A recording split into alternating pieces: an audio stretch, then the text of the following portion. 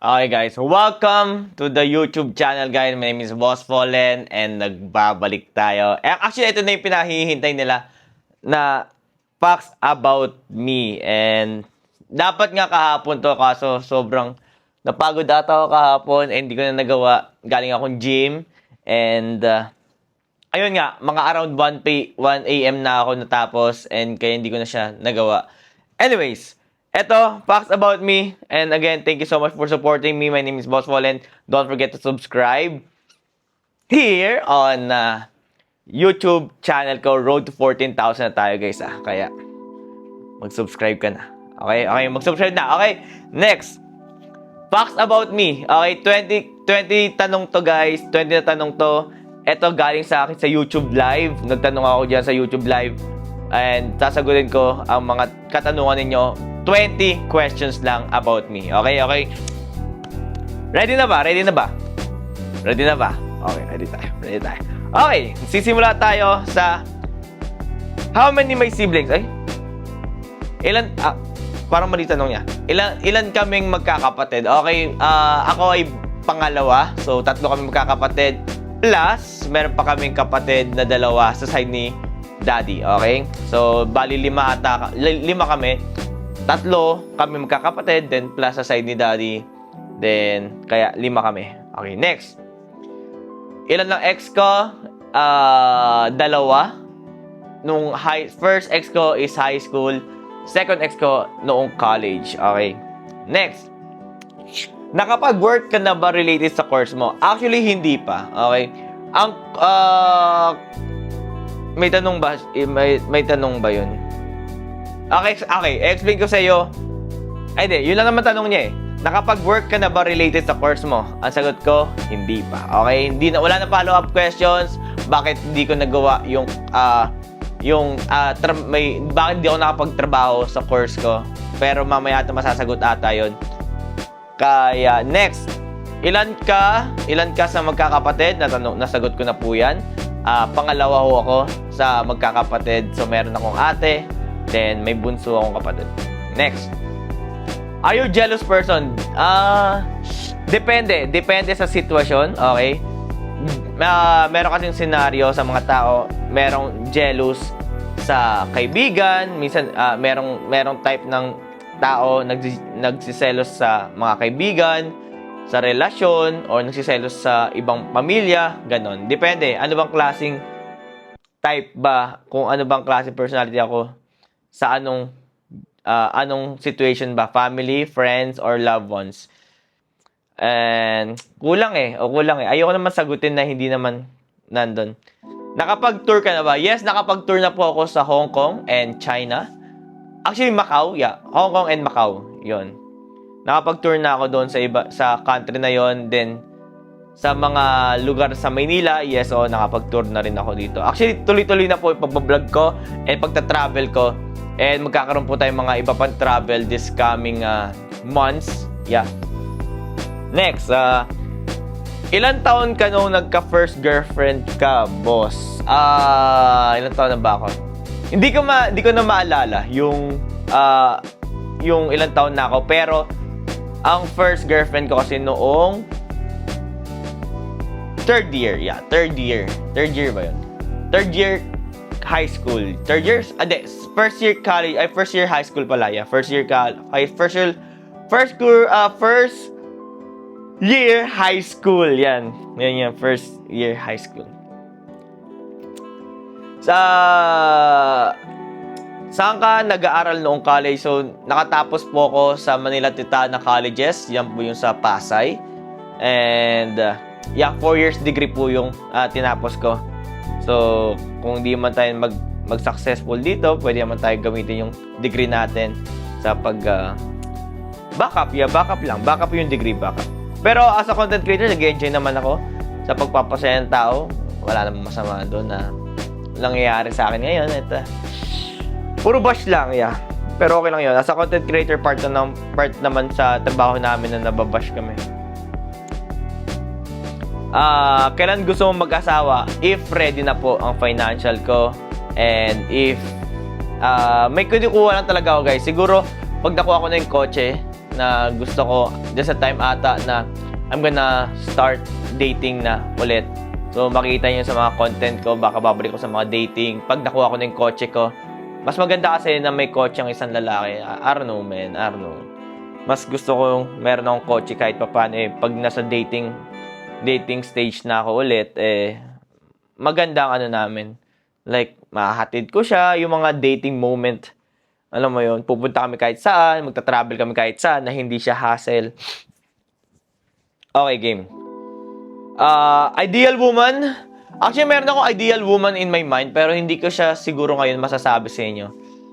Siguro, isa. Ideal woman ko, gusto ko yung lahat ng desisyon niya, lahat yan, inaalay niya sa Panginoon yun.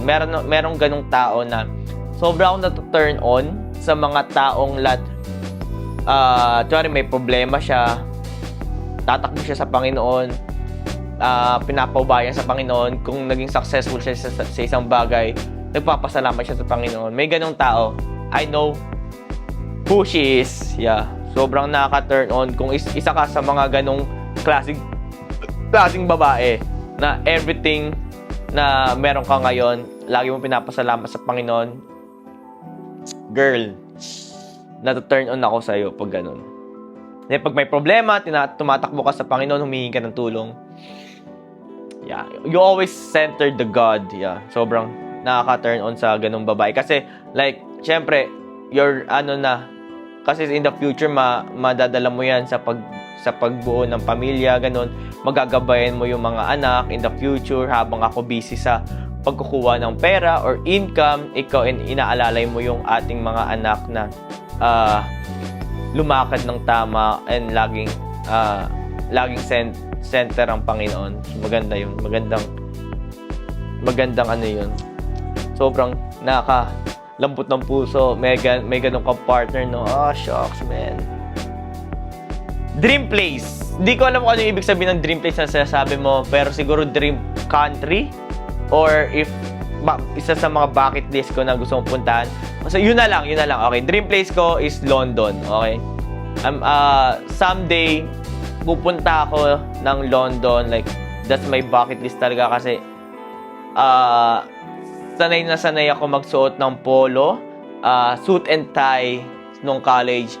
So, talagang yung mga nasa London, mga nasa Europe, lahat sila naka-coat, long coat, suit and tie. Man, sabi ko, this is my dream place. Alam mo yun, normal lang sa kanila magsuot ng suit and tie, man.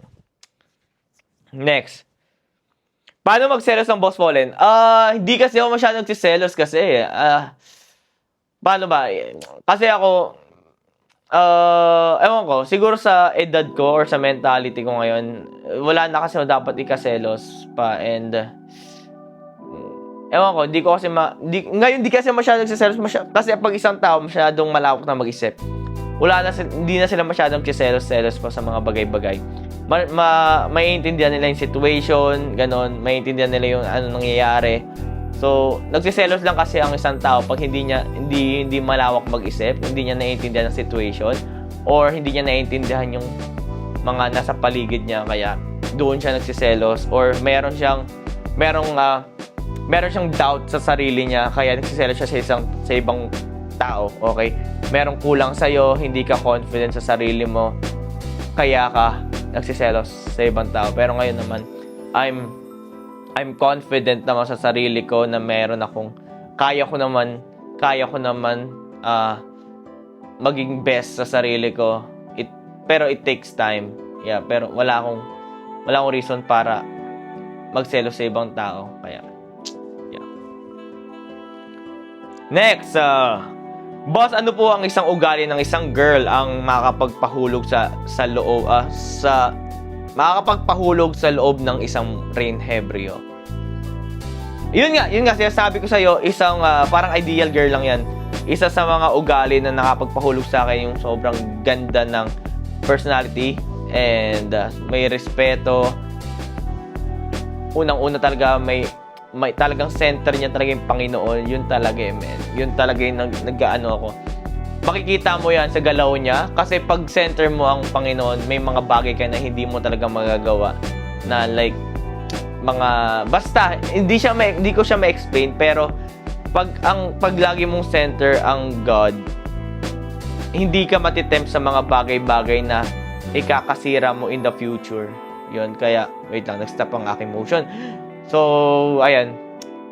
Maintindihan nyo yun someday if may na-meet kayong talagang ganun siya sa Panginoon. May mga, wala ka masyadong problema, men, na gagawin niya yung mga ganitong bagay kasi syempre, takot siya sa Panginoon and may respeto siya sa mga tao.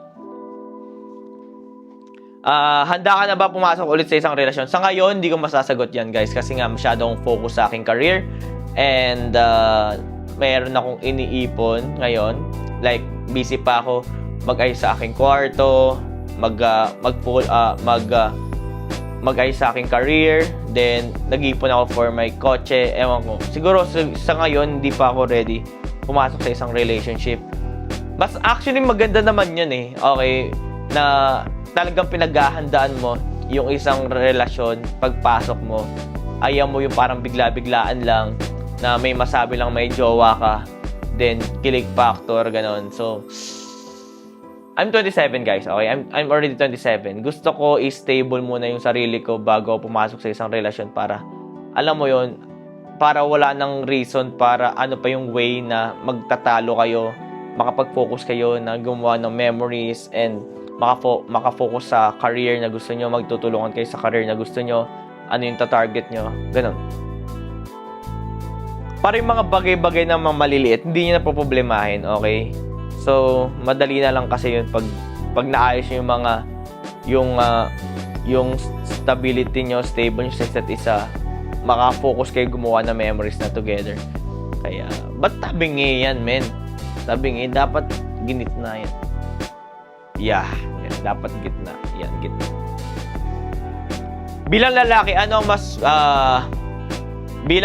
ano ang mas bet mo? Pleasing personality or attitude? Ha? Ba't parang mali ang tanong mo? Siyempre, pleasing personality. Sino ba may gustong may partner ka na uma-attitude, diba? So, parang mali lang. Parang mali. Pleasing personality or beauty outside? Siguro ang tanong mo. Siguro, babaguhin ko na lang. Kasi hindi siya nagtutugma sa tanong mo na pleasing personality or attitude. Siyempre, ang sasagutin ng mga tao niyan is pleasing personality.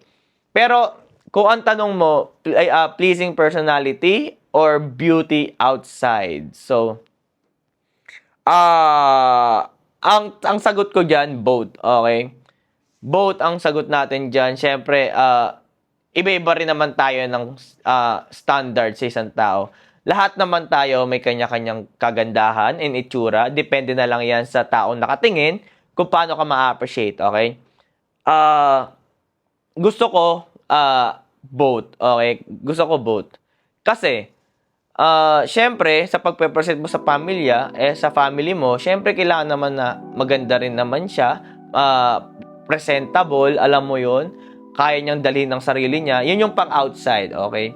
Kasi, mamimit mo yung mga family, relatives niya, friends, ipagmamalaki mo siya, ito yung makakasama pang habang buhay, then sa mga future mo makakilala, mga friends, mga business, something, ito yung partner mo. So, syempre, presentable, kailangan mong i-present yan public kasi wala naman pakialam ang mga tao sa personality niya. So, ikaw yung makakinabang nun.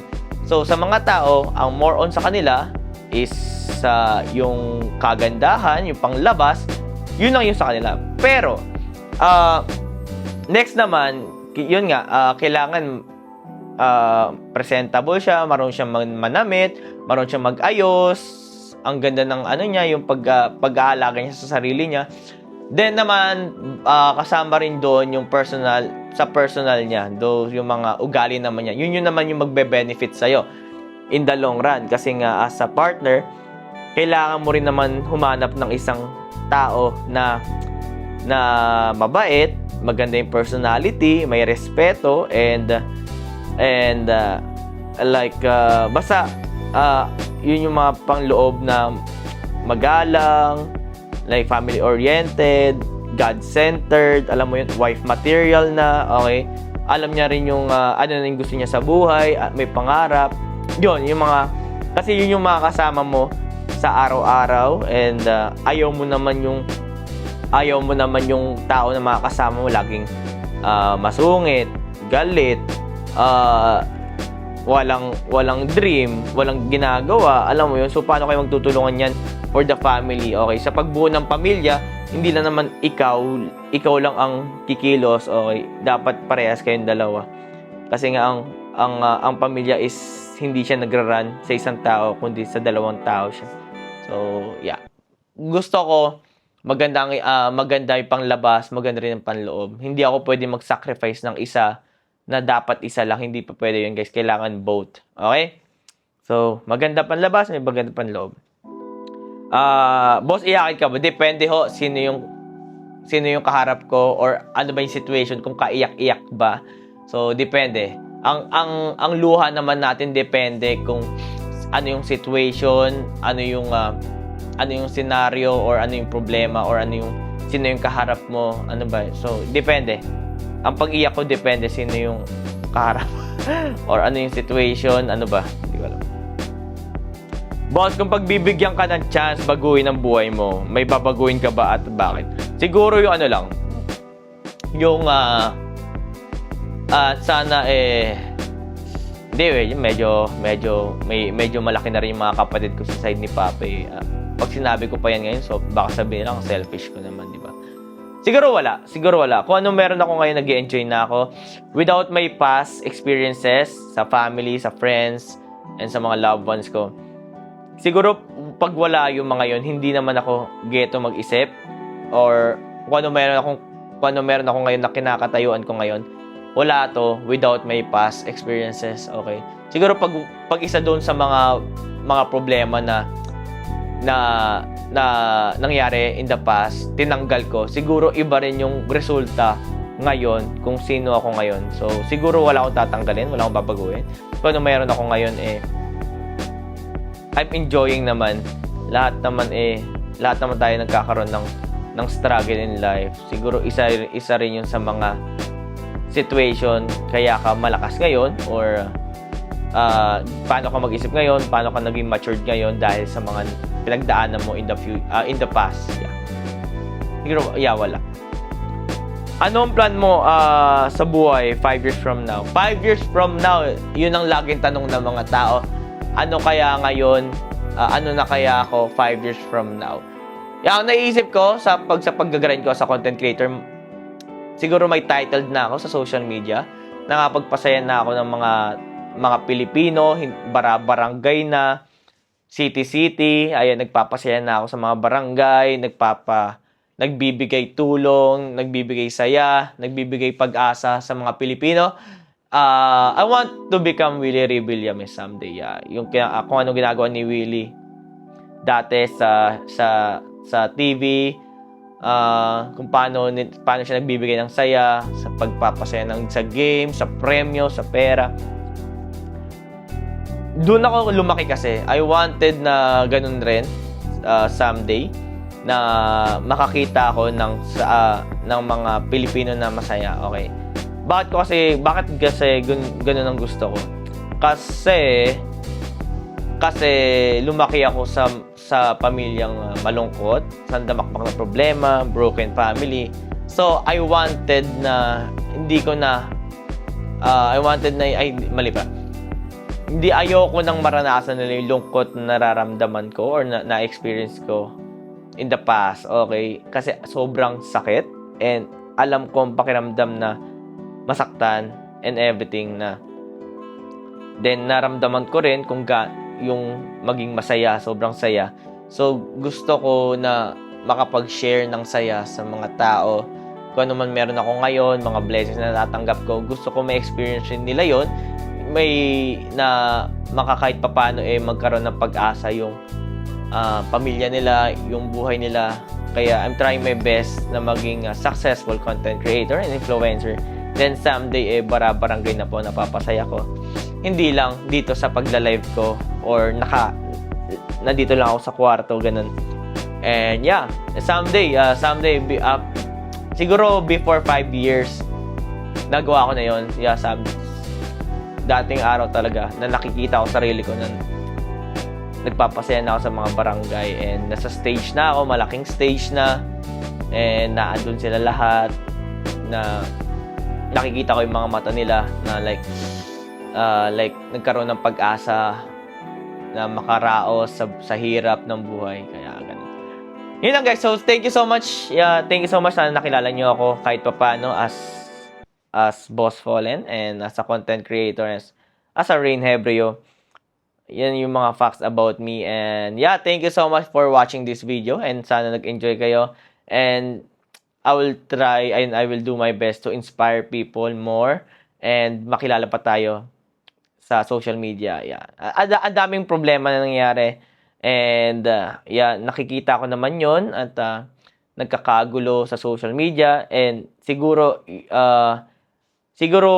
in positive way, maganda rin naman yon na nagkakagulo and meron ng problema sa social media dahil nga pinag-uusapan ka na nila and may value na yung pangalan mo in social media. Kaya siguro in ganung positive way lang, pero in negative way, sobrang minsan nakaka-drain, nakakapagod, yung mga problemang gulo na bigla-bila na lang papasok. Pero okay lang, yun part na sa content creator, tuloy lang naman. So yeah, again, thank you so much everyone. My name is Boss Fallen and God is good all the time. And all the time, God is good. To God be the glory and welcome to the good life. Peace out everyone. I'll see you around and I'll see you soon sa ating gathering, and I hope na makasama ka sa first gathering of Fallen's community, and I hope na I'll see you there. Yeah. Ang dami nangyaring problema and I hope nandun ka pa rin. Yeah. Thank you so much everyone and have a nice day.